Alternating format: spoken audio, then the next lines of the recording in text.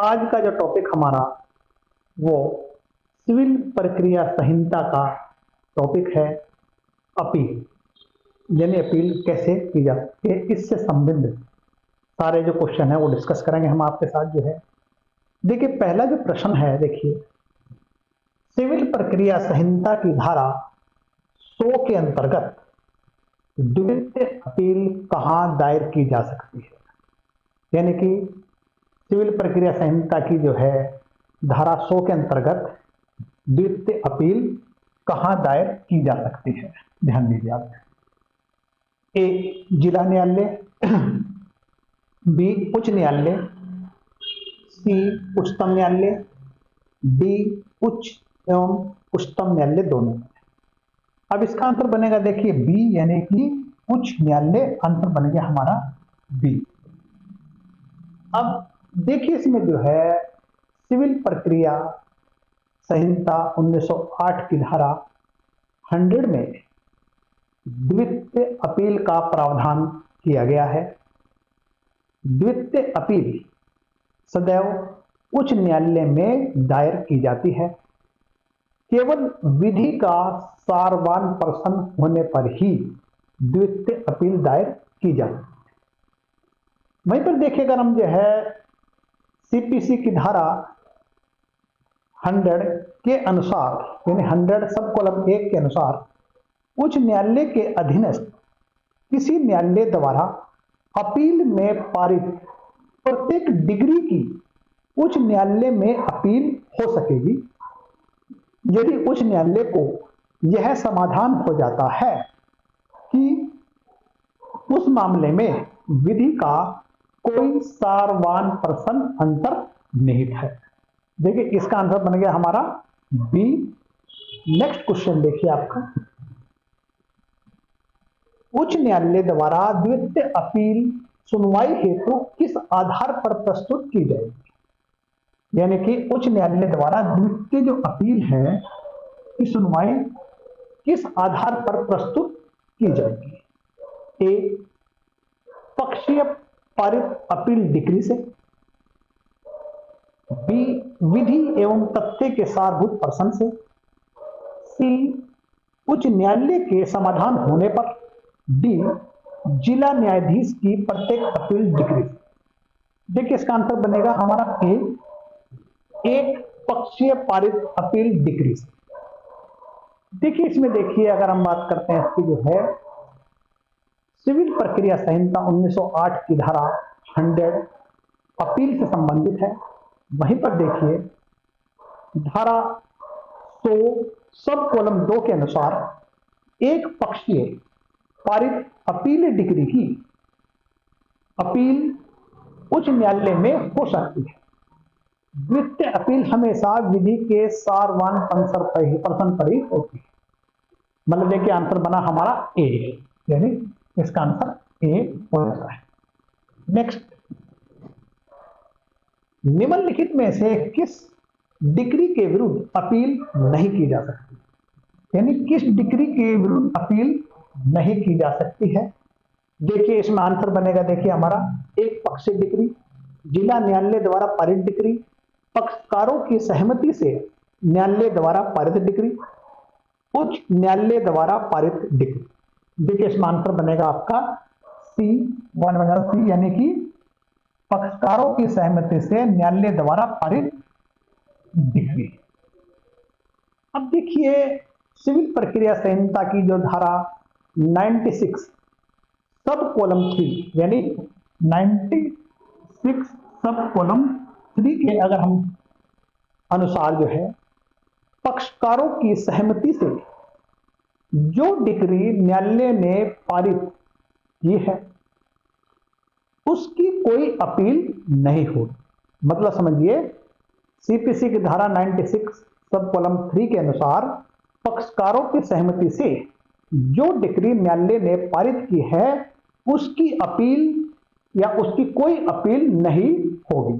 देखिए आंसर बन गया हमारा, देखिए ये बन जाता है सी आंसर। नेक्स्ट क्वेश्चन, एक पक्ष से डिक्री के विरुद्ध उपचार उपलब्ध है। एक पक्ष से डिक्री के विरुद्ध उपचार उपलब्ध है। देखिए इसका आंसर देखिए, अपील में, पुनर्वलोकन या रिव्यू में, डिक्री को आपात करने के लिए आवेदन, उपरोक्त सभी। यानी एक पक्ष से डिक्री के विरुद्ध उपचार जो है वो क्या बनता, देखिए हमारा जो है, यानी कि अपील भी है, पुनर्वलोकन भी है और डिक्री को आपात करने आवेदन, यानी आंसर बनेगा डी। इसका आंसर डी बन जाता है। अब देखिए मतलब जो है, अगर हम बात करते हैं मतलब जो है सीपीसी के अंतर्गत एक पक्ष से डिक्री के विरुद्ध जो उपचार उपलब्ध है, देखिए अपील, धारा जिसका जो सेक्शन है 96 सब कॉलम 2, वहीं पर देख पुनर्वलोकन जो मतलब है सीपीसी की धारा 114 से पठित आदेश जो है 47, और वहीं पर देखिए आप जो है डिक्री को आपस्त करने के लिए आवेदन, आदेश नियम यानी आदेश 9 नियम 13। देखिए इसके अंतर्गत जो है एक पक्ष से डिक्री के विरुद्ध उपचार उपलब्ध है। आंसर बना हमारा क्या है, वो बन गया डी। नेक्स्ट, अपील करने का अधिकार है। देखिए अपील करने का अधिकार है, ए मौलिक अधिकार, बी संवैधानिक अधिकार, सी निहित अधिकार, डी और इनमें से सब। अब देखिए जो है अपील करने का जो अधिकार है वो निहित अधिकार यानी वेस्टेड राइट है, यानी सी। अब देखिए मतलब यह है अपील करने का अधिकार एक निहित अधिकार है जो सीपीसी की धारा 1908 की धारा 96 से लेकर धारा 112 तक और आदेश 41, 42, 43, 44, 45 यानी 41 से 45 तक वर्णन है। अपील का अधिकार संविधि द्वारा पक्षकारों को प्रदत्त सारभूत अधिकार है। देखिए अपील के अधिकार का अपने आप कोई अस्तित्व नहीं है।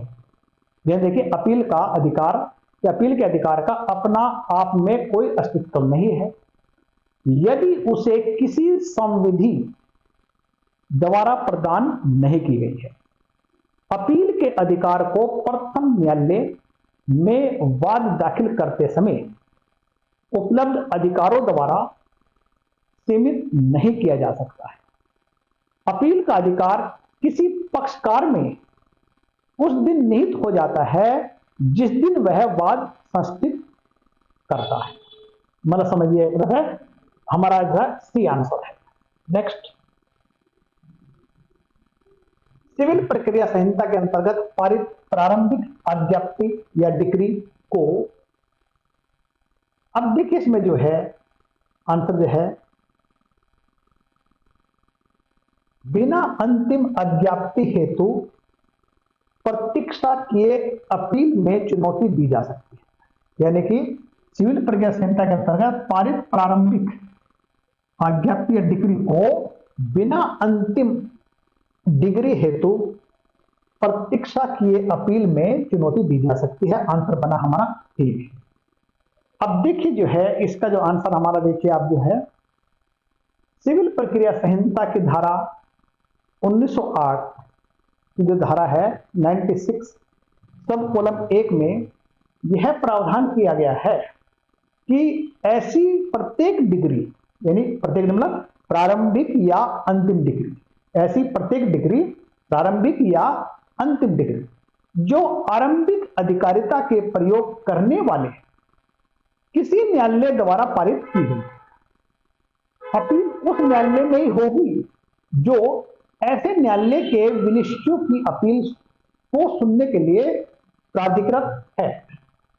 वहीं पर देखें संहिता के अंतर्गत पारित प्रत्येक प्रारंभिक डिग्री अंतिम डिग्री की प्रतीक्षा किए बिना भी धारा 96 सब कॉलम 1 के अंतर्गत या तहत अपील योग्य है।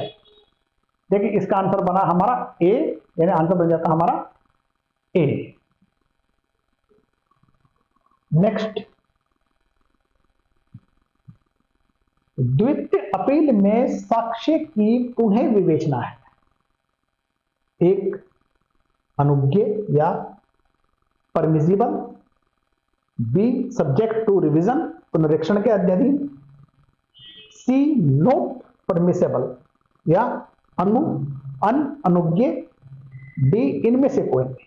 देखिए आंसर बनेगा इसका सी यानी कि नॉट परमिसेबल या अनुज्ञेय। देखिए इसका आंसर मतलब है सी बन जाता है हमारा। देखिए अब यहीं पर देखिए द्वितीय अपील में साक्ष्य की पुनः विवेचना अनुज्ञेय या नॉट परमिसेबल नहीं है। यहीं पर देखिए एक केस आता है जयसिंह बनाम शकुंतला, क्वेश्चन देख सकते हैं। नेक्स्ट क्वेश्चन देखिए हमारा, अपील न्यायालय की शक्तियों के संबंध में निम्नलिखित में से क्या सही नहीं है। देखिए इसमें जो है सही नहीं बताना आपको, प्रकरण के अंतिम अवधारणा की शक्ति रखते हैं, प्रकरण को प्रतिप्रेषित करने की शक्ति रखते हैं, अतिरिक्त साक्ष्य लेने की शक्ति नहीं रखते हैं। इसका सी आंसर है। हम देखिए इसमें सी आंसर बन जाता है। नेक्स्ट, अपील की जाएगी यानी अपील की जाएगी ए न्यायालय द्वारा पारित सभी आदेशों से नहीं, सिविल प्रक्रिया संहिता में यथाविहित ऐसे आदेशों मात्र से ही, मतलब जो है इसका आंसर देखिए हमारा बी आंसर बन जाता है। ये बी आंसर हो जाएगा। अब देखिए सिविल प्रक्रिया संहिता की धारा 104 तथा आदेश 43 में विहित से भिन्न आदेशों से अपील नहीं हो सके।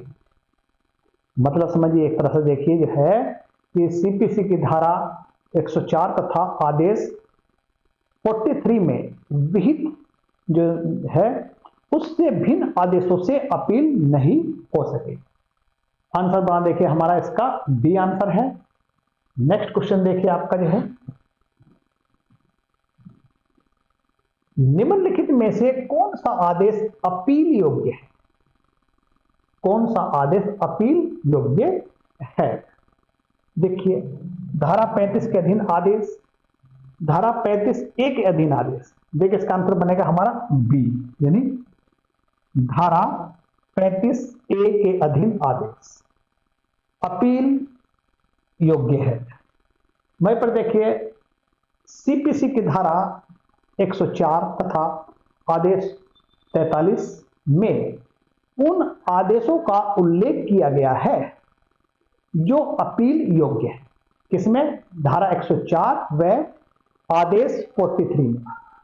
धारा 104 के अनुसार धारा 35 के अधीन आदेश अपील योग्य हैं, किंतु धारा 35, 35B और 90 अपील योग्य नहीं है। आंसर बना हमारा बी आंसर। देखिए नेक्स्ट, निम्नलिखित में से कौन अपीलीय न्यायालय की शक्तियों में सम्मिलित नहीं है?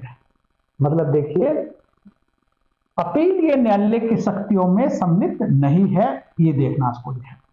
ध्यान से देखिएगा आप जो है, मामले का अंतिम रूप से अवधारणा, वाद का नए सिरे से विचार, यानी इसमें देखिए आंसर बनेगा हमारा, ये बनेगा वाद का नए सिरे से विचारण। अब देखिए जो है सिविल प्रक्रिया संहिता की जो धारा 107 के अंतर्गत अपीलीय न्यायालय की शक्तियों का प्रावधान किया गया है। नेक्स्ट क्वेश्चन देखिए हमारा, निम्नलिखित में से कौन सा आदेश अपीलीय नहीं है? यानी कि कौन सा आदेश अपीलीय नहीं है? देखिए इसमें देखिए ए का धारा 35 के धारा 95 के अधीन, धारा 91, 92 के अधीन, आदेश 26 नियम 9 के अधीन। देखिए इसका आंसर बन जाता है हमारा डी, ये डी आंसर बन जाता है। ध्यान से चेक कीजिएगा आप लोग जो है। चलिए आपका नेक्स्ट दंड प्रक्रिया संहिता के निम्नलिखित कौन सी धारा द्वितीय अपील के आधारों को प्रावधानित करती है? यानी द्वितीय अपील के आधारों को प्रावधानित करती है। इसका आंसर बनेगा देखिए बी, यानी 100, धारा 100। अब देखिए मतलब जो है, अगर हम बात करते हैं सिविल प्रक्रिया संहिता की धारा 101 में प्रावधान किया गया है कि कोई भी द्वितीय अपील धारा 100 में वर्णित आधारों पर ही होगी, अन्यथा नहीं होगी। यानी कौन धारा में कहा? 101 में बात रखी गई है कि कोई भी द्वितीय अपील धारा 100 में वर्णित आधारों पर ही होगी, अन्यथा नहीं होगी। धारा 100 के अंतर्गत द्वितीय अपील केवल वहां हो सकती है जहां मामले में विधि का सारवान प्रश्न अंतर्निहित है। इसका आंसर बना देखिए हमारा बी। नेक्स्ट क्वेश्चन देखिए, सिविल प्रक्रिया संहिता 1908 की धारा 100 के अंतर्गत दूसरी अपील उच्च न्यायालय में निम्नलिखित में से किस आधार पर की जा सकती है? देखिए इसमें जो है, देखिए मैंने पहले भी कहा है कि जहां पर विधि का सारवान प्रश्न अंतर्निहित है, तो आंसर बन गया हमारा बी, यानी आंसर बन गया बी। नेक्स्ट क्वेश्चन देखिए हमारा जो है, सिविल प्रक्रिया संहिता की धारा 96 अपील में लागू होती है। अब इसमें देखिए निषेधाज्ञा आदेश के विरुद्ध, मूल डिग्री के विरुद्ध, मूल डिग्री में 13 आदेश नियम 13 आदेश 9 नियम 13 के अंतर्गत पुनर्स्थापना का आदेश, उपरोक्त में से कोई नहीं। देखिए अगर हम धारा 96 की अपील में जो लागू है वो मूल डिग्री में होती है, यानी आंसर बन गया हमारा बी। देखिए ये क्वेश्चन में आपसे डिस्कस करा है। नेक्स्ट क्लास में देखिए अगले टेस्ट के साथ फिर मिलेंगे। इसमें देखिए हमारे पास जो है मतलब जो है हायर एजुकेशन पीसीएसजे के बैच भी अवेलेबल है, जो ऑफलाइन और टेस्ट सीरीज भी चल रही है। चलिए नेक्स्ट क्लास मिलेंगे।